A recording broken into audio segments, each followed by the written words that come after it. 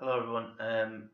Just a quick video on the webcam, just a normal video, just to explain, well not explain, but to kind of like talk about, discuss by myself about Channel Awesome, hashtag change the channel sort of stuff, all that. I've not been involved with Channel Awesome before, or that guy with the glasses, or any of those offshoots, but it's something that everyone's talking about, and as somebody who's been watching that those videos on the website, I should say, for about 10 years. I just wanted to put my two pence in. Basically, if you haven't heard, well, basically, Channel Awesome is a website that's been going since 2008, I think. At basically hosted videos by producers and YouTube personalities, online personalities at that point, who couldn't get an account on YouTube. Now that sounds a bit silly and it sounds like I'm kind of criticizing it, but back, sorry, if she knows, back in those days, it wasn't like as easy to get a YouTube account and upload any old content. You had to kind of verify it, and only certain people had YouTube accounts, and you only had 10 minutes to play with in the first, I would say, 5 years of YouTube. And then when it kind of merged with Google, a lot of people saw that as a negative thing. That made it easier for people to upload stuff in the long run.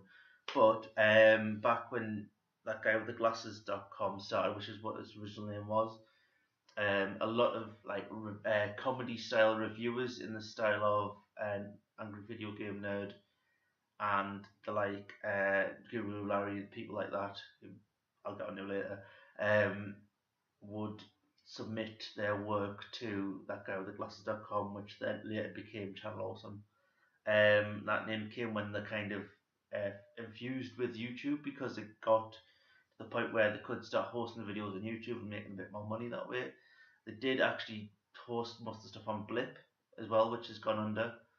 But that's all by the by. That's just background information, just so you know what we're talking about, so to speak.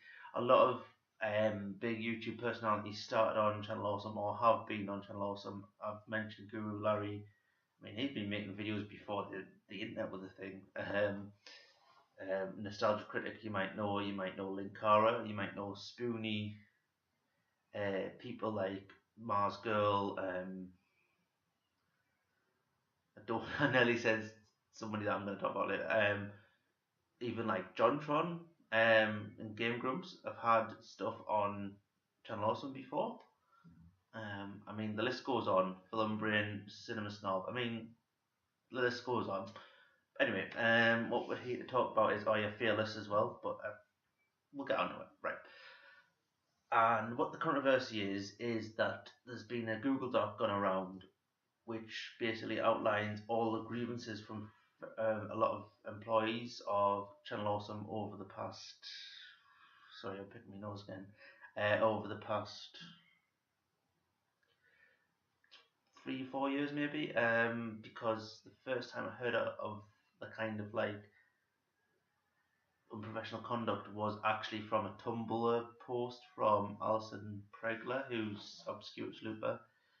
And that basically said that Rob Walker and Mike Machord owns the website, Rob Walker runs it as well, basically had been kind of, they fired her and they've been singling her out, and they think it's to do, well, Alison thought it was to do with because she was a woman and thought that she could be easily like kind of manipulated and what have you. I mean, you should read the thing yourself. That kind of is outlined in the document as well. But then this actual document's being put together by a lot of contributors. Some of them remain anonymous, give false names. We don't know everyone who contributed yet because there is a lot of sensitive information in it. Anyway, so that's came out. Everyone's learned how unprofessional they are about the contracts to do with the their own films, because they made films. They made like annual anniversary videos, which is basically every contributor, well, most contributors on the site would come together somewhere in the US and make like a short 3-part film. And they were usually like kind of stories, like things like taking over a small bit of land or like space. They were rubbish basically. They were a load of crap. But a lot of people enjoyed that because they saw all of the favourite contributors in the same place. It's a bit like when they did Family Guy meets The Simpsons, and it was a bit rubbish, but like it was quite good to see them together. Anyway, but the contracts for that were really rubbish. Basically, people were getting injured, and they weren't holding the company liable for it, and things like they weren't getting paid. They had to provide their own water. Um, it's terrible stuff, and also the people like ferrying about. I mean, there's an interview online at the minute with Iron Liz, who wasn't on the site for that long, and she ended up being what I would call a runner, which what I used to do, and she basically was driving people about and ferrying people about, getting deliveries, that sort of thing. She wasn't getting paid. She wasn't getting reimbursed for a fuel, which is crap all round. I mean, any job that happens, so why not on a film production where they at some point going to make some money from it? They had to basically arrange their own travel and stuff like that, but that's just the tip of the iceberg. That's just one element of the unprofessionalism. We're going to get into the big stuff later, which is very hard to talk about, but we'll try. Yeah, and it also has. It did have. They tried to protect the identity of the person who was grooming and abusing his kind of position as a popular video maker, which was put in it by when from the response. Basically, I'll go into the response in a moment, but it's horrible. The person known as JewWario, aka Justin Carmichael, he was taking advantage of his younger fans, female fans, and also other video producers. And there is a lot of horrible stories, but I don't really want to talk about it. I feel quite uncomfortable talking about it, to be honest. And he was basically a rapist and paedophile. That basically what it was, and they protected him from that, and they fired him and just put it down. They didn't even say that they fired him. Basically, they made out that he'd left, and he suffered from depression and eventually killed himself in 2014. I don't know if it was. A lot of people are jumping to the conclusion that it's associated with that, which is probably was. Let's be honest. But there's a lot of people who like were mourning for him and stuck up for him, and were donating to suicide charities for him. And it turned out that he was a monster. It's just absolutely disgusting. It's a kind of like it's the same story as what happened with Jimmy Savile in the UK. He was a well-known TV presenter who, sorry, I just had to wait my computer up there.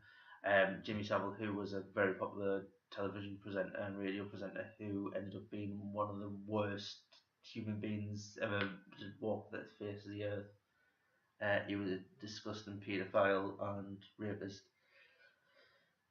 But that was, people discovered who that was. They were trying to kind of protect it a little bit because they didn't want to just basically accuse somebody outright.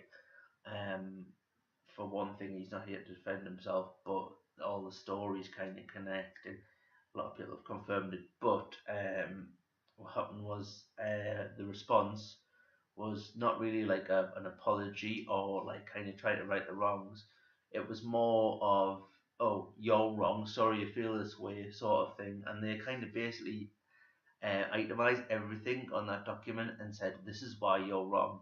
And in doing that, they put like kind of screen grabs of chats, and that kind of, they didn't really like censor it that much because they left some letters in the person's name, and the only person who it could have been was Justin or JewWario. So they didn't do themselves any favors there, and they protected him for well a year before he died, and now it's been what 5 years since he got fired for this reason. That's disgusting, really. And then that started the hashtag change the channel. Rightly so. I mean, I know it from what I've seen on any videos about it. most of the people who work on that website weren't very good human beings in the first place. I mean, not everyone's guilty, of course. I mean, the jury's still out on Doug Walker himself, the nostalgia critic, because he might have quit the channel, and he doesn't own the copyright for nostalgia critic either, so he's screwed either way. Same goes for like all the current reviews. I'm not going to name names, but a few of them I've heard are really horrible people. The only current reviews I've ever had any contact with was Guru Larry, who we've mentioned. I interviewed him on Skype for a university project.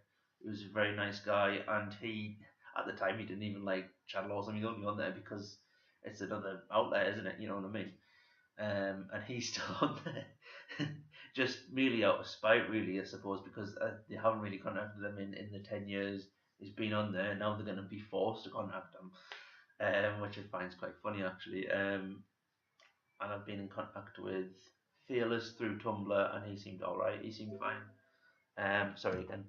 And also Alison again through Tumblr, she seems alright, she seems fine. Linkara through email, he was alright, actually, he seemed quite interested in taking part in the project. He didn't at the end, but that's okay, that's fine. And also a lot of my like kind of friends I would speak to over online outlets have had experiences with video producers, with people like that, and said that some of them were nice, but you don't know till you meet them yourself. I mean, everyone's different on that.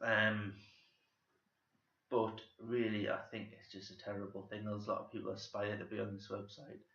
I mean, it's a bit of let's just admit, it's not really a career that's going to last a long time, as it being a YouTuber or something. I mean, a lot of people have made a lot of money out of it for sure, but I just wanted to know what you lot think about it. I mean, I haven't got many subscribers, of course, but as somebody who is now on YouTube, I want to know what people who watch my videos think of it. And also, I just wanted to give you my view on the matter because, there's, like I say, as somebody on YouTube, I think you've got kind of a right to know this. And as a journalist, I'm very interested in finding out people's opinions. I know it's very broad calling myself a journalist, but that's what I class myself as.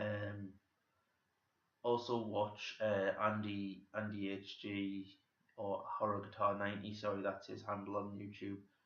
His video on the matter as well. It's quite moving, actually, because he was a big fan of JewWario, and sorry, and he was actually in contact with him as well. I think that's all I've got to say on the matter. I will be doing an unboxing soon, but that's by the by. Thank you for watching. Please leave a comment and like. I hope you've enjoyed this. Thank you. Bye.